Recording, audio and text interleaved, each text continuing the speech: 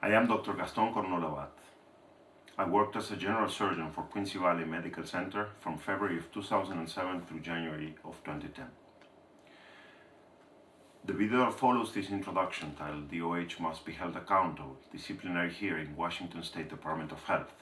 corresponds to the hearing that was conducted April 1st, 2011 in the Washington State Department of Health, referred to as DOH,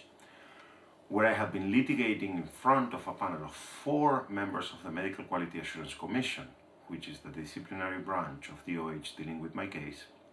DOH lawyers, and an administrative law judge. The MQAC panelists are Leslie Berger, MD, Richard Brandner, MD, Michael Concannon, JD, and Bruce Cullen, MD. The judge is Mr. John Kuntz, and the DOH lawyer, Assistant Attorney General, Ms. Kim O'Neill. Due to my lack of financial resources in this opportunity, my attorney could not be present in my defense. Because of this and the fact that a crucial aspect of the healthcare system is being seriously questioned, I was obliged to, and I had to face this alone, and make my case in front of these 4 panelists, a lawyer against me, and a judge that at this point I would not rule out the pressure this same compromise system may be imposing over him for him to lean against me. The present video, on top of being an introduction to the hearing, is the main basis of what constitutes my entire defense and the main part of my accusations against QVMC and the Department of Health, among others. The proofs corresponding to everything said are ample and have all been already handed to Judge Kuntz, being consequently part of the public record. The only thing missing for all of this to be resolved as it corresponds is for the judge to stop ignoring said evidence and consequently read them, study them, appreciate them, and consequently rule accordingly, doing it in a fair and effective way.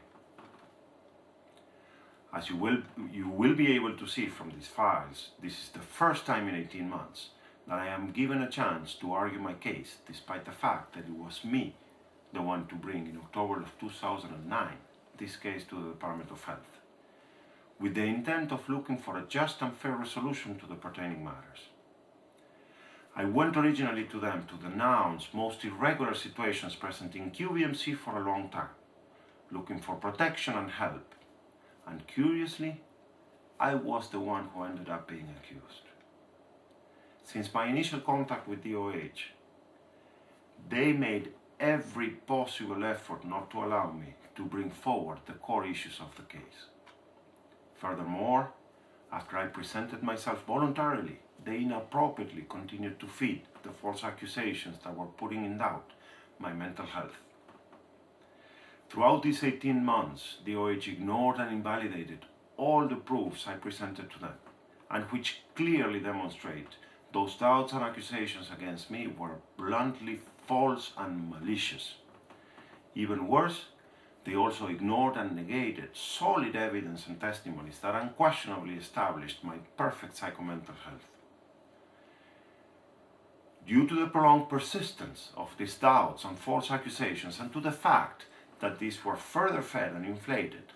I have not been able to get reinserted in the job market, having lost several concrete and most interesting offers. This forced and unfair situation in which we have been placed by these people for the last 18 months not only has blocked me from getting a job, exercising my profession, and providing my services as a surgeon and a physician, and consequently having an income both for me and my family, but also me and my family have had to spend all of our resources and savings to affront the cost of my defense and have the strength to bring forward these accusations, to the point that on March 7, 2011, we lost our home. We lost the roof over our heads, obliging us to be able to subsist, to get separated, having my wife and younger children gone to Argentina to seek refuge with our extended families, remaining I with our oldest son, for the time being, at a friend's house that so generously have provided us with a place. On March 2nd, 2011, I finished presenting to Judge Kuntz all the testimonies and documentation on my part. On March 10, a telephone conference took place between the judge, DOH attorneys, and my attorney at the time.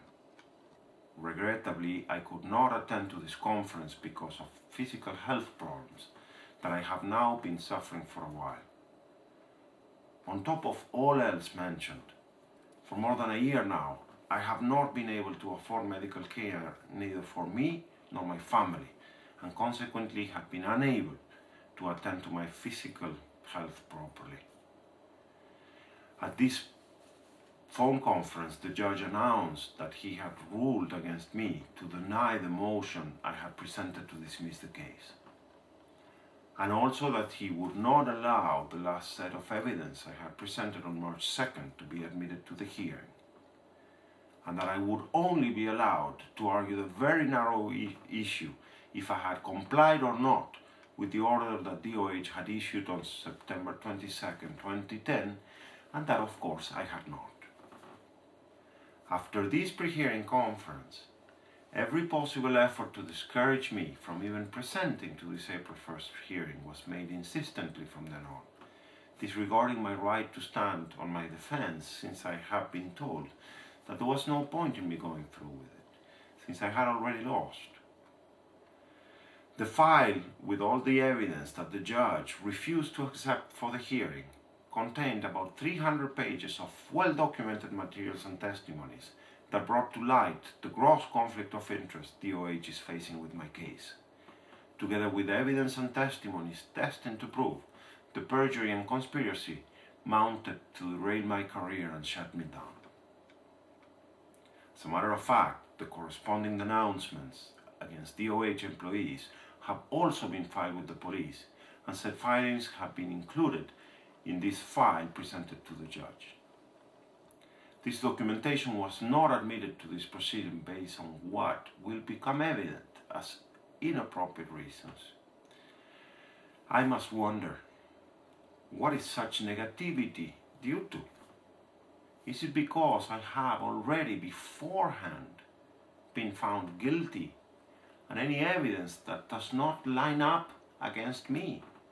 and does align in my favor is troublesome and makes difficult such unfair and pre-established decision? If things are this way, what a pity,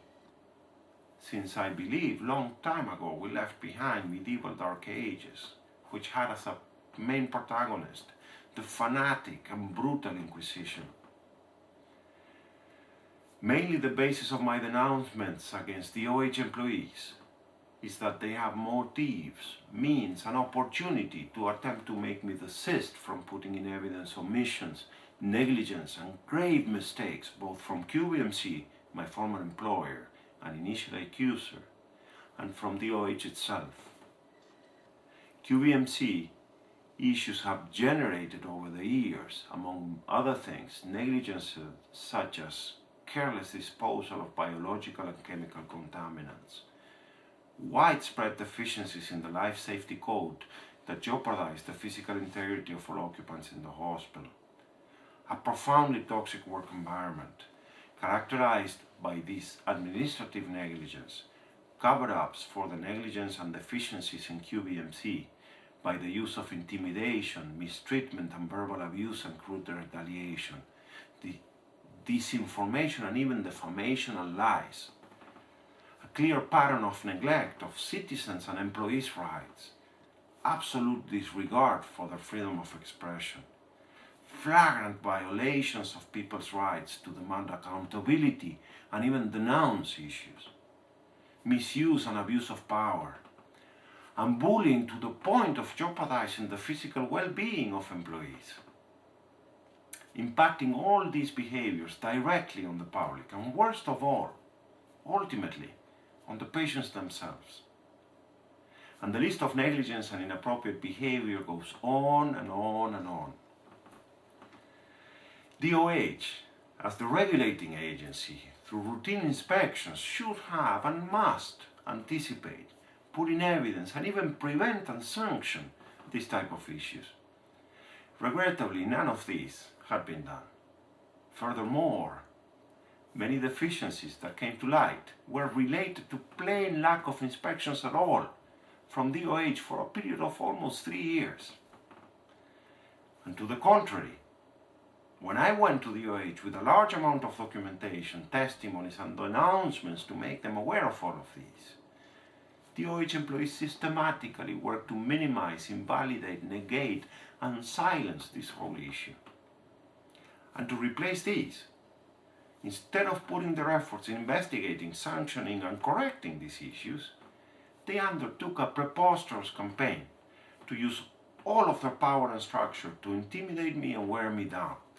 making mine and my family's life miserable,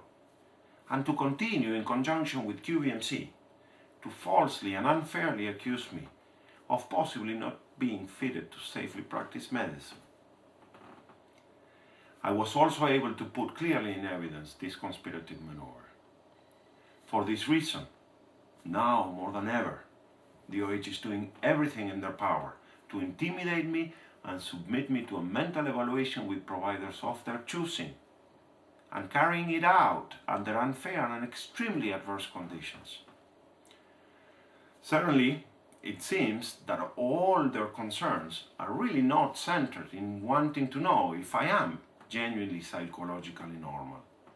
but in sanctioning me and scaring me for having legitimately confronted them, for questioning and exposing their deficiencies and having refused to submissively and humiliatingly put my head down in front of them in the way they're used to and have come to expect from all practitioners when something or somebody comes across their path and starts questioning and putting in evidence negligence and shortcomings of the traditional medical establishment. Not taking DOH into account the evidence and testimonies that irrefutably validate my accusations against QVMC and DOH itself, and consequently doing something fair and effective about it, and on the other hand, intimidating and sanctioning me for these, and imposing on me to be submitted to an unnecessary, unfair, and adverse evaluation. All these not only would be detrimental to me, but would also be attacking the rights of every good practitioner that may be coming across the path of these distorted and inappropriate abusive mechanisms of power, submission, and authoritarianism, which regrettably are many times generated by our nation's healthcare system.